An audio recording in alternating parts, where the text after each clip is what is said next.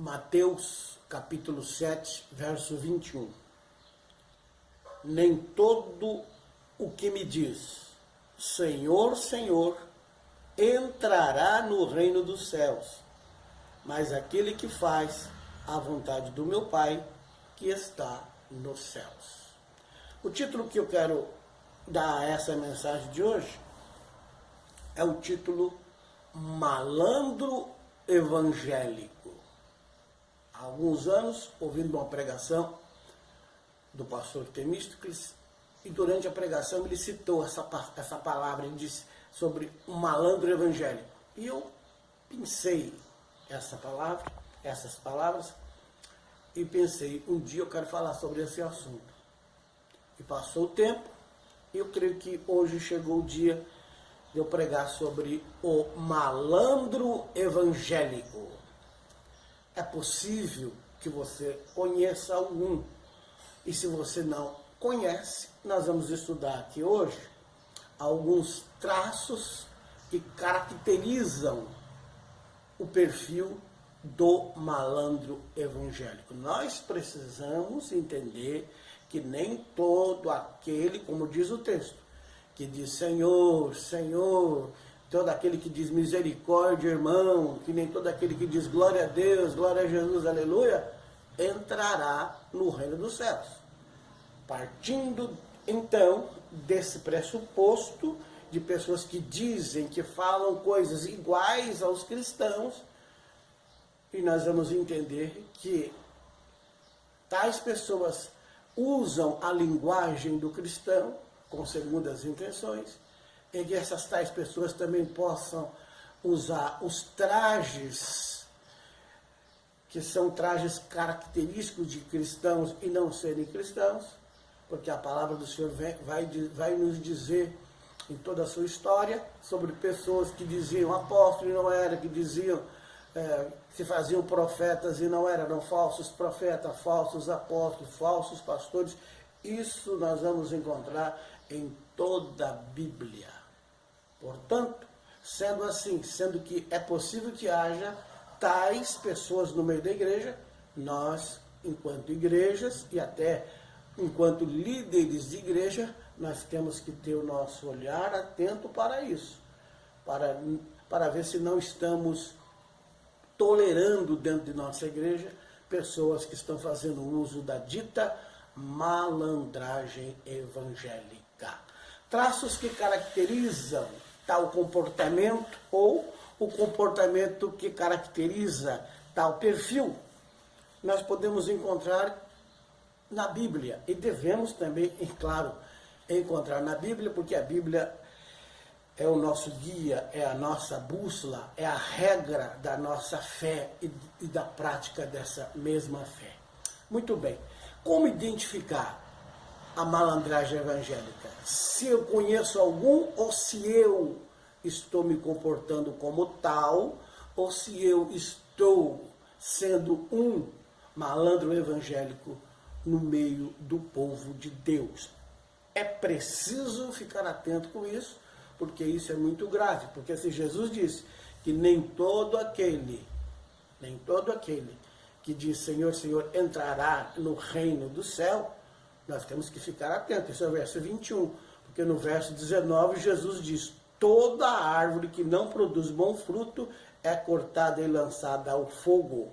Então nós temos que ter muita cautela para identificar o malandro evangélico quando ele é o outro, e muito mais para identificar o malandro evangélico se ele sou eu, se eles são nós. Então vamos ficar atentos quanto a isso. Quais são as atitudes que caracterizam alguém que está vivendo uma vida de malandragem evangélica? Nós não podemos aqui tomar como base para seguir o Senhor Jesus a frase da música da Cássia Eller, só peço a Deus um pouco de malandragem. Isso não cabe no meio do Evangelho. Amém? Aqui nós temos que ser santo, como a palavra diz, ser santo, como o vosso Deus é santo. Santo significa separados, separados para realizar uma obra. Santo significa ser separados e diferentes, discípulos de Cristo e dispenseiros dos mistérios de Deus, que é o que a Bíblia diz, que os homens vos considerem ministros de Cristo e dispenseiros dos mistérios de Deus. E Jesus disse: eu vos enviarei como minhas testemunhas sobre este mundo, dando testemunho da palavra, como obreiros que manejem bem a palavra da verdade e que não têm do que se envergonhar, como diz o apóstolo Paulo: procura-te apresentar-te a Deus aprovado, como obreiro que maneje bem a palavra da verdade e que não tenha do que se envergonhar. Então nós temos que tanto falar como praticar a palavra de Deus. Primeiro traço que eu quero falar sobre essa questão de malandragem evangélica, primeiro traço que caracteriza uma malandragem evangélica é o uso da linguagem cristã como se fosse uma gíria. Usar a linguagem cristã a fim de enganar, fingindo ser o que não é. Uma linguagem que engana os irmãos. A pessoa então vê ou percebe ou ouve como as pessoas falam na igreja, e a pessoa com uma intenção de enganar os irmãos, de ludibriar os irmãos, de levar os irmãos ao engano. Então eles usam uma linguagem cristã, como Pai do Senhor, irmão, glória a Deus, aleluia, ei, fala a Deus, Deus misericordioso, queima Jesus.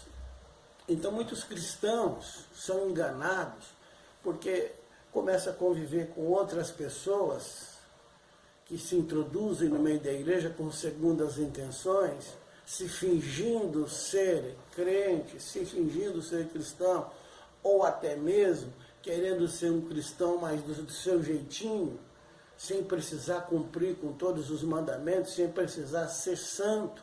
Ele quer se introduzir no meio do povo de Deus, como muitos que saíram do Egito se introduziram no meio do povo de Israel, aproveitou o bonde e pegaram carona, usando até a linguagem meia na gíria, né? É isso aí. Porque aquele que realmente quer seguir ao povo de Deus, quer prosseguir numa caminhada, vai se converter como a Raabe, que se converteu realmente. Era uma mulher que vivia uma vida na malandragem, mas quando se converteu, ela absorveu as leis e caminhou com Israel.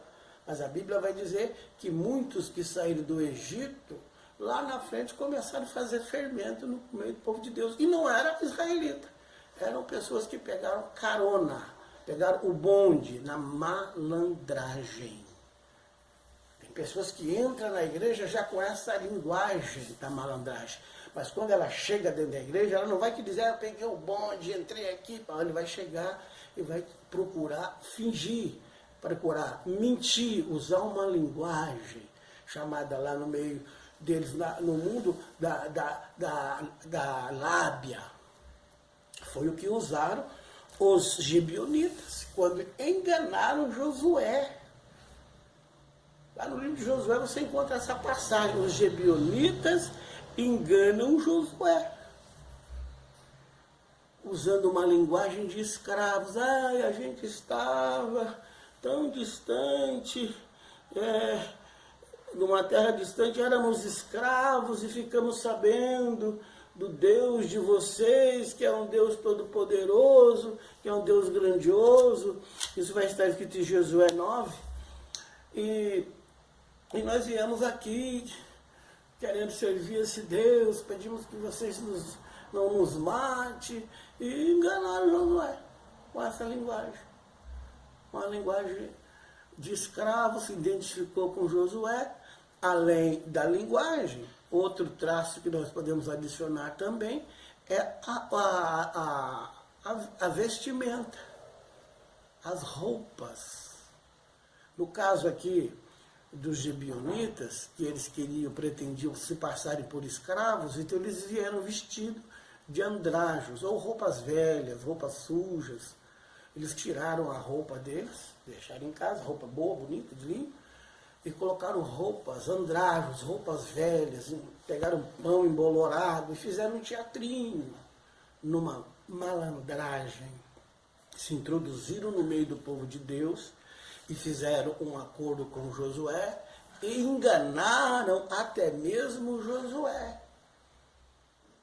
Existem hoje, nos dias de hoje, muitos malandros evangélicos se introduzindo no meio do povo de Deus e muitos líderes que se acham muito cheios de discernimento. Existem muitos líderes evangélicos que não estão enxergando que no meio do seu rebanho ele tem conduzido uma boa quantidade de malandros evangélicos que se travestem daquilo que não são.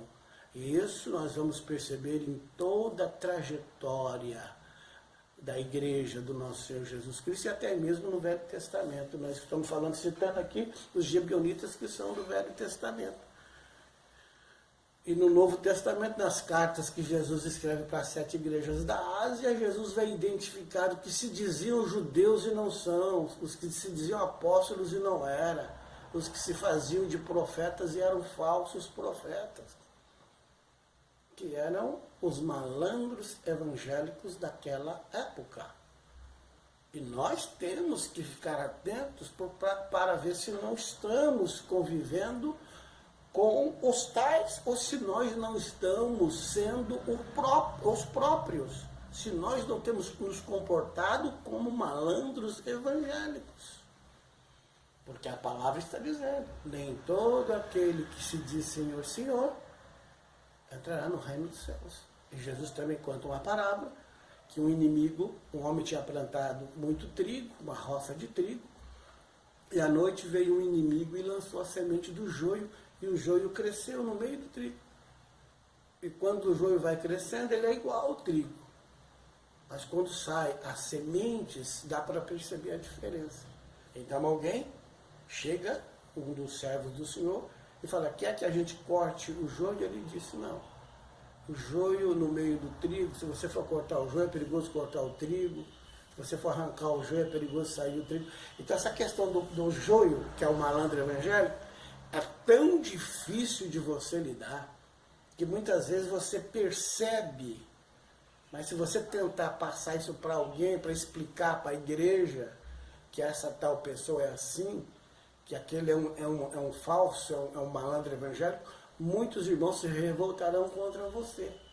De tão difícil é, às vezes, de identificar. E quando é identificado, é difícil de explicar e distinguir. E aqui Jesus chega a ponto de dizer, deixa andar no meio. Só identifica. Mas se você tentar tirar, vai sair muitos irmãozinhos da igreja que acham que ele é um grande vulto. E de repente o pastor já percebeu isso, já entendeu isso. E alguns obreiros falam, por que não tira ele e tal? O pastor fica naquele dilema. Não sei se eu tiro, se eu tirar ele, se eu tirar o Acã aqui do meio do povo, perigoso sair o outro irmãozinho abençoado, o Ananias, pode sair. Se eu tirar o Sambalate, Gesem, Tobias daqui, pode ser que muitas ovelhinhas vão ficar do lado deles e vão afundar na terra junto com ele. Então, às vezes, o pastor identifica e, às vezes, não tem forças para tirar. Então, o negócio é orar a Deus, para que Deus te dê o discernimento do Espírito, para que você tome a atitude certa. Mas vai pregando no teu sermão, vai insinuando, para que esses percebam que você já os identificou. Porque Jesus diz que toda árvore que toda vara que emina da fruta, ele tira. Então comece a orar para que o Espírito de Deus, o Senhor Jesus, tire tais pessoas do meio do teu rebanho. Então, nós temos que estar atentos quanto a isso. Eles usam a linguagem cristã com malandragem, como se fosse uma gíria para conquistar, para às vezes pegar um dinheirinho emprestado, para conseguir uma cesta básica, para conseguir que o ministério vá lá e pague a luz para ele. Sempre ele, irmão, misericórdia, me socorre, querido. Meu irmãozinho, e vem com essa linguagem cristã, engana. E as pessoas acham que aquela pessoa veio ali, aquela família, nossa, está chegando uma família nova aqui. E quando chega com aquele rosto de humilde, irmãos, que benção esse lugar, lá na outra igreja que estava, a pessoa não entendia meu filho, porque ele é assim, ele é assado. Aí fala mal da outra igreja, você recebe que está chegando uma família nova aqui, e vai passando os dias, você começa a perceber que realmente esse pessoal contou uma história para você que não está batendo. Aí o irmão lá da outra igreja, de onde ele saiu, que você achava que era um monstro, que não tinha sido um bom pastor, você começa a perceber que aquele irmão lá passou pelo que você está passando agora, convivendo com um grupo de pessoas que na realidade são malandros evangélicos. Se fingem de cristão e não são. E agora? O que fazer? Agora é orar, identificar aquelas ovelhas que você pode ir separando e falando, cuidado com aquele, cuidado. Você vai falando, vai cuidando do teu rebanho, porque eles estão aí, eles estão presentes. Eles usam a linguagem cristã e usam uma roupagem, eles se travestem são verdadeiros travestis espirituais, lobo travestido de ovelha. Falso travestido de verdadeiro, mal travestido de bonzinho. Cuidado, isso é muito perigoso. Só o discernimento do Espírito e a oração no Espírito, o Senhor Jesus pode afugentar essa peste do meio da tua igreja. Ore e peça a Deus para que Ele te dê a direção. Porque muitas vezes a pessoa se vai se transformando de maneira tão profunda nessa malandragem que se ele já é um obreiro, ele passa a militar para seu próprio reino. Ele não milita para o reino de Deus. Ele usa o nome de Deus para fortalecer o seu próprio reino, como fizera Saul. Deus havia colocado Saul para ser o rei ali de Israel. Você já vê isso em 1 Samuel capítulo 15. Saul foi colocado para ser rei, mas para obedecer a palavra de Deus.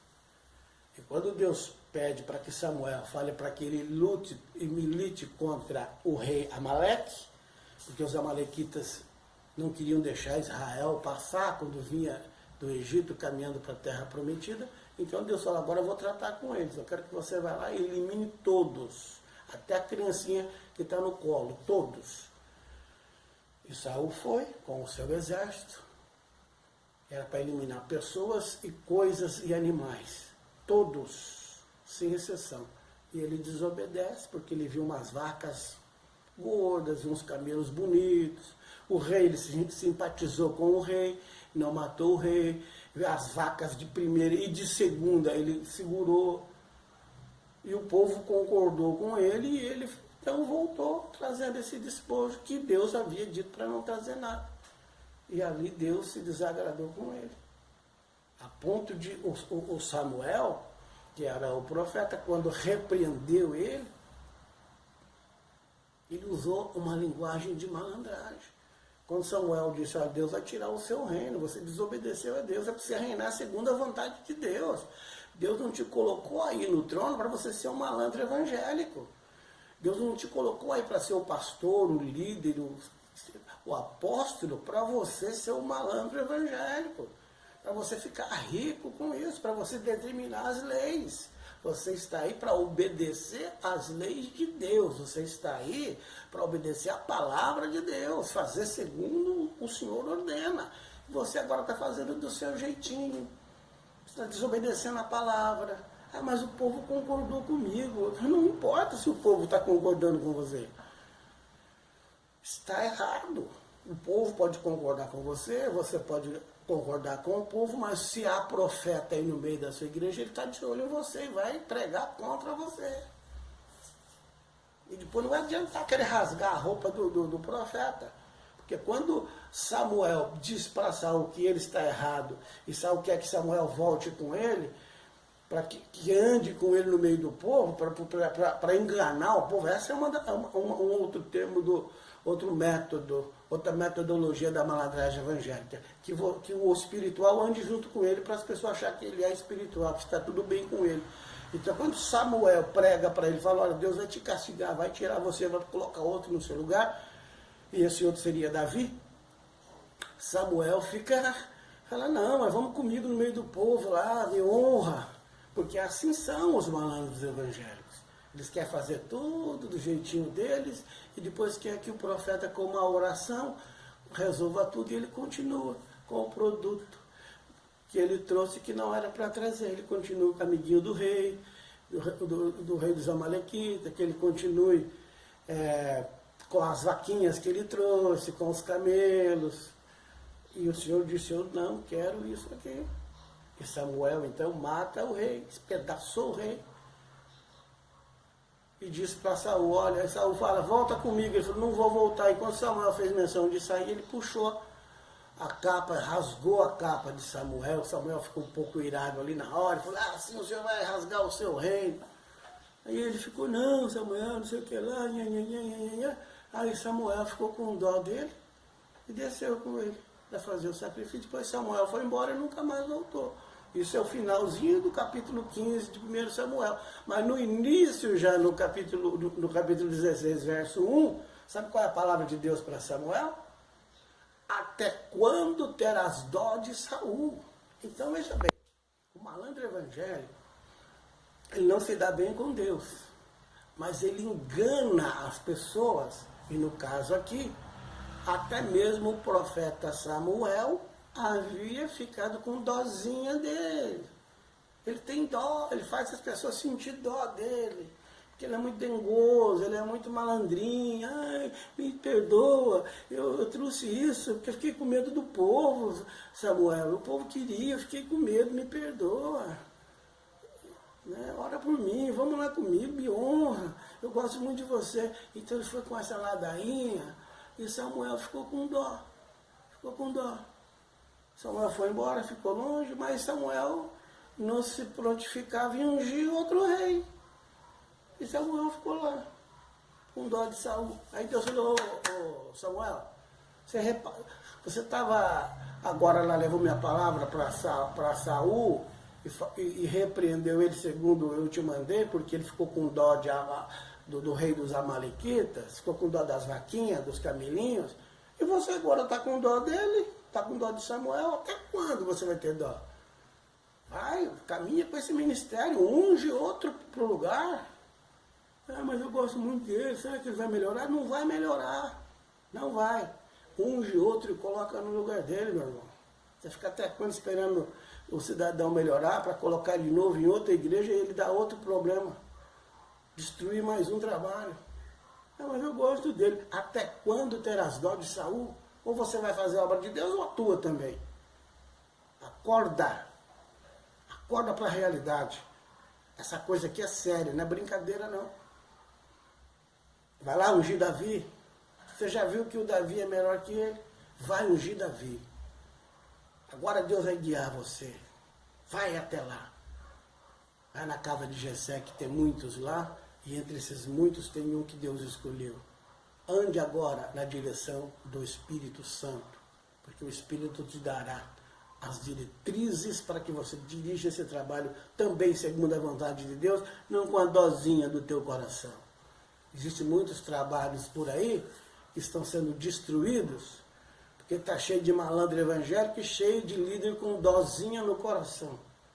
Tire essa dó do coração e coloque aí a responsabilidade, porque a palavra diz, maldito aquele que fizer a obra do Senhor relaxadamente.